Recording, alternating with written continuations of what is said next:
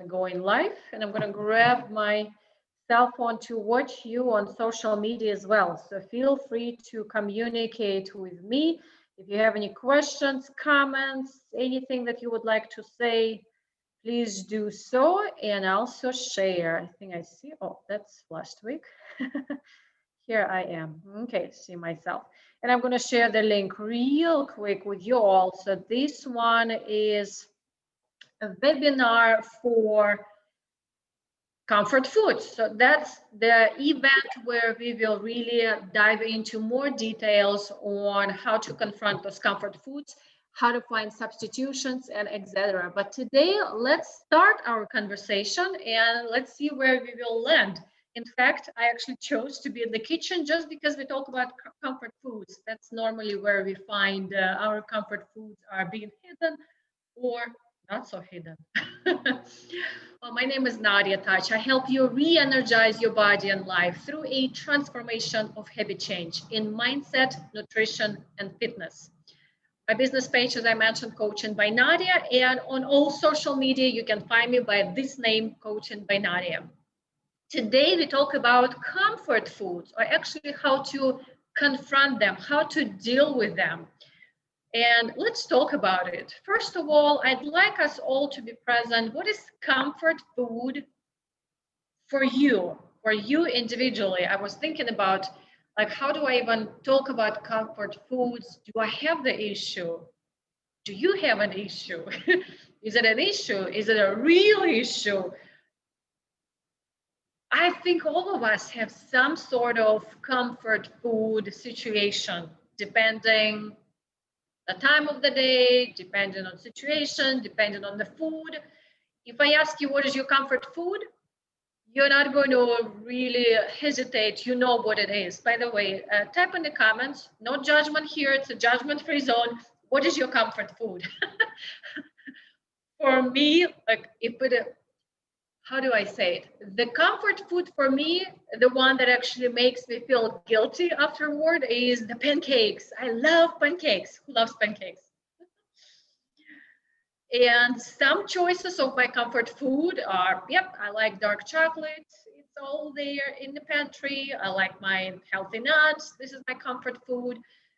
I see yesterday's waffle that I made for kids right there in front of me, a shape of heart. I have to show it to you. So while you type in your comfort foods, it's like an old variation of yesterday. So look at this. Yes, so sweet, tasty breakfast waffles. What is your comfort food? And we stretch for this food because we're looking for something just to feel good, isn't it? Pretty much everything we do, our brain wants to feel good. Our brain is looking for pleasure, so we stretch our arms for the food, we eat the food, and then we blame ourselves. Oh, I ate that much food, I can't work out that much. Even if I work out, I have to burn those calories, and there's still something extra sitting in my body. It's like constant judgment circle, vicious cycle of doing that. And I feel right now in this situation we have in the world, it's even worse. I don't like using that expression, it's even worse, but I think we are all right now in the case, we just feel stressed. We're still confined indoors. We are still dealing with our income. We are still dealing with not seeing families. We're dealing with sicknesses. It's just the businesses are not the same level. It's very easy to give in and eating something that makes you feel good, isn't it? So how do we really confront that? So we all know, I've got this situation, a problem or a bad habit that I want to change. Well, the first of all, this is and I'm going to give you the framework that is based on my own style, my own technique, and actually my coaching strategies that I use for my clients and for myself as well. I don't ever give anything that I don't use. But the framework is really be curious, first of all. So it's really be curious. Why am I craving for that particular food. So really be clear on why. So if you look at being curious why you crave on certain foods, notice there's no judgment in curiosity. We're just noticing. And I invite you to write down, what foods am I craving most of the time? And if it's really that bad habit that you want to break, so what are those foods that you want to break from craving? And I would actually recommend, if you're just starting breaking that habit, I've got a sunshine through the window so you can see the colors changing on my face. I would say not to do anything, but just be curious for that first week. Because what curiosity creates is actually that first stage of habit loop is noticing what is there, what are you craving, what are conditions and situations, what time of the day you're craving those foods. So the second portion of curiosity is when. So first is what, second is when do I crave this food? Is it particular time of the day? Is it particular circumstances of the day or your life when you are craving for this food? I think for me, it will be right after the workday, or sometimes right in the middle of my workday. I want to reward myself with something sweet. So what is yours? When do you crave these foods the most? And in this time of when, I want to ask you, on the scale from 1 to 10, oh, well, actually, let's do 10, yes. I was going to say 1 from 100. How stressed are you in that time?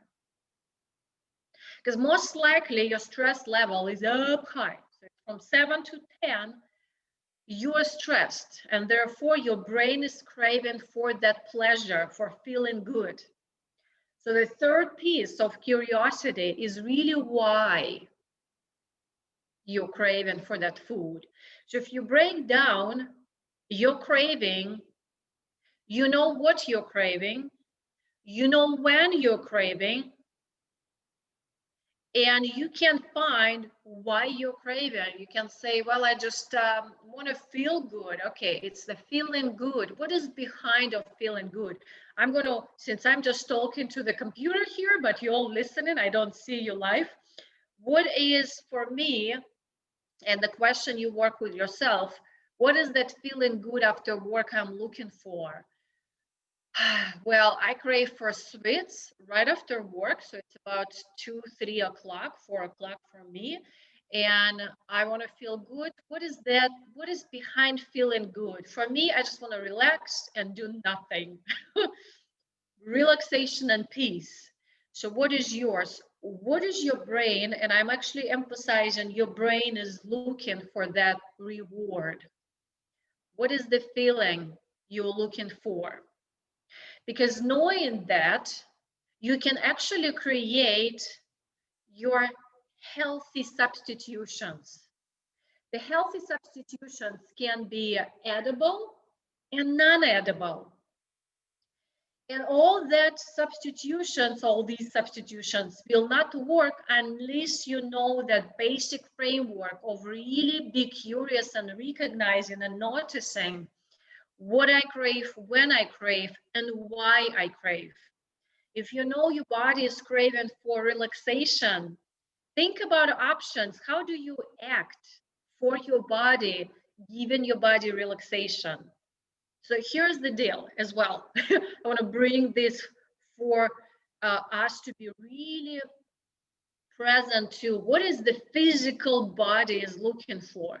So if you look for the food to soothe your emotion and feel good, chocolate or something sweet, your brain releases, or your body releases the immediate pleasure hormone. I believe it's dopamine.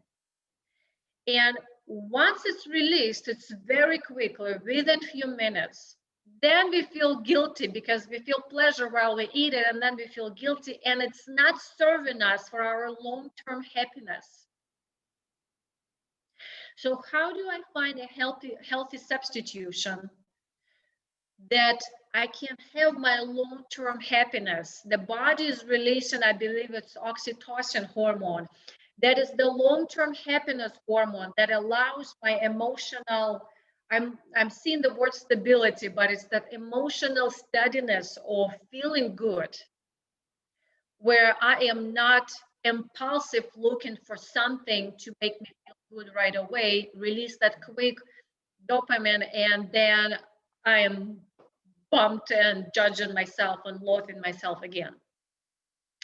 So let's find those substitutions that will help us to have our long-term satisfaction, long-term happiness.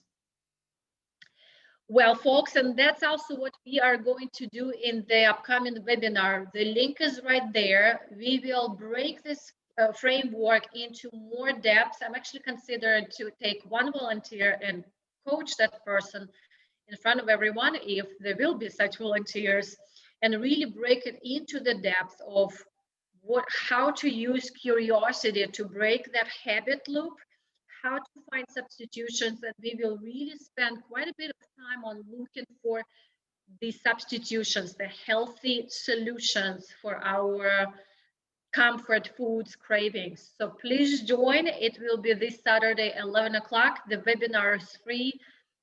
Share with someone who you know need to hear that. Those are the techniques I actually use with my one-on-one clients, and I'll do my best to do it in the webinar variation. I'm looking forward and very excited to share this. Please leave me the comments before you go how this message resonates with you, and I will see you in the community.